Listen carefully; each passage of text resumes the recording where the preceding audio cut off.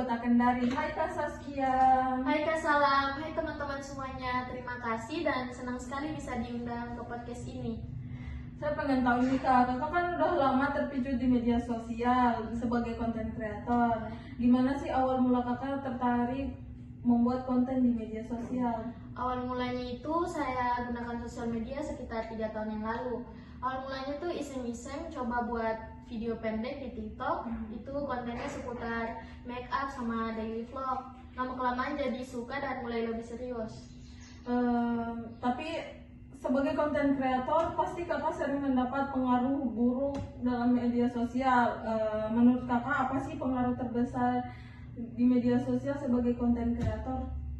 Pengaruh terbesarnya itu soal identity, yaitu kayak kita ikut-ikutan bikin tren yang bikin kita merasa harus tampil dengan cara-cara tertentu agar bisa diterima.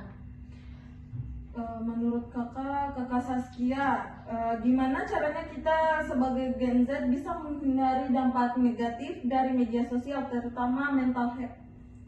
Yang pertama itu kita harus tetap dan perlu tahu bahwa semua konten di sosial media itu belum tentu real. Pasti konten yang diupload di sosial media itu pasti ada yang sudah diedit dan dikurasi agar terlihat menjadi lebih sempurna. Terus yang kedua, kita harus lebih membatasi dalam waktu kita dalam menggunakan sosial media. Dari pengalaman Kakak sendiri sebagai konten kreator, apa sih yang paling Kakak rasakan terkait dampak media sosial pada diri sendiri? Dampak positifnya itu saya bisa kenal banyak orang yang sebelumnya saya tidak kenal.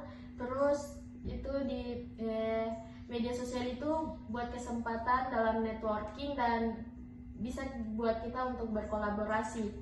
Terus dampak negatifnya itu hate comment. Kita sebagai konten kreator tidak semua konten kita bisa disukai sama semua orang, pasti ada hate comment yang bikin down. Tapi kalau untuk saya lebih fokus sama orang-orang yang mendukung daripada yang membenci. Gimana sih peran media sosial ke depannya di masa depannya Kak? Apakah ini akan menjadi sesuatu yang positif atau justru yang membuat banyak tantangan? Saya optimis ke depannya media sosial itu akan lebih positif. Apalagi kan Gen Z sekarang, anak-anak Gen Z sekarang sangat paham dalam menggunakan teknologi. Pasti Gen Z bisa lebih memanfaatkan media sosial ini lebih bijak dan bukan hanya sebagai hiburan tapi sebagai edukasi, bisnis dan advokasi isu-isu lainnya. Oh iya.